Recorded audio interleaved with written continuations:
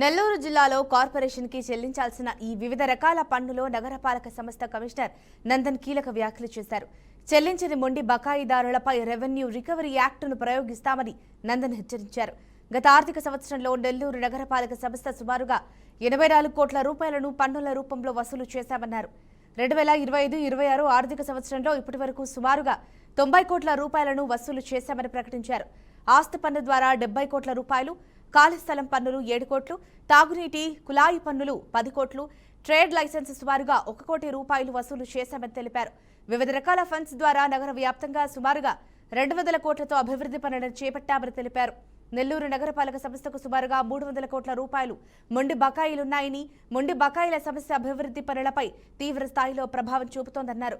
నగరపాలక సంస్థ నిర్వహణకు ఏడాదికి సుమారుగా 150 కోట్ల రూపాయల వ్యయం అవుతుందని చెప్పారు.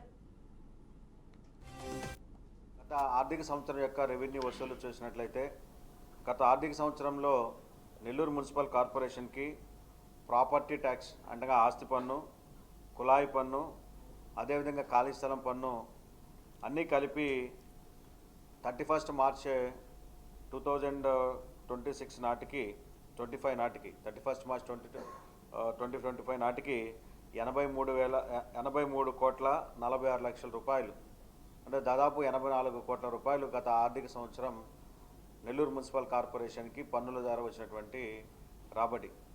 అయితే ఈ ఆర్థిక సంవత్సరం అనగా 1 ఏప్రిల్ 2025 నుండి ఈనాటి వరకు అంటే నిన్నటి వరకు చూస్తే ఫిబ్రవరి 11, 2026 నాటి వరకు మీ అందరి సహకారం వల్ల పట్టణ ప్రజలు ముఖ్యంగా ట్యాక్స్ పేయర్స్ వల్ల ఈ సంవత్సరం ఇప్పటికే 90 కోట్ల రూపాయల రాబడి జరిగింది.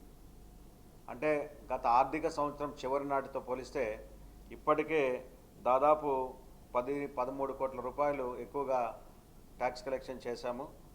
దానికి నేషనల్ లోక్ అదాలత్ ద్వారా నోటీసులు పంపించడం, కొన్ని ఛార్జ్షీట్లు వేయడం ద్వారా, అదేవిధంగా కొంతమంది ముందుగానే పట్టణ అభివృద్ధిని ఆకాంక్షించేటువంటి ప్రజలు అడ్వాన్స్గానే ట్యాక్సులు పే చేయడం, వీటన్నింటి వలన ఇప్పటి వరకు 90 కోట్ల రూపాయలు, అందులో ప్రాపర్టీ ట్యాక్స్ సుమారు 70 కోట్ల రూపాయలు, వెహికల్ ల్యాండ్ ట్యాక్స్ 8 కోట్ల రూపాయలు, అదేవిధంగా వాటర్ ఛార్జెస్ 10 కోట్ల రూపాయలు, అదేవిధంగా ట్రేడ్ లైసెన్స్ ద్వారా సుమారు 1 కోటి రూపాయలు, ఈ విధంగా అన్ని ఆదాయ మార్గాల ద్వారా ఇప్పటికే 90 కోట్ల రూపాయలు రెవెన్యూ వసూలు చేయాలి.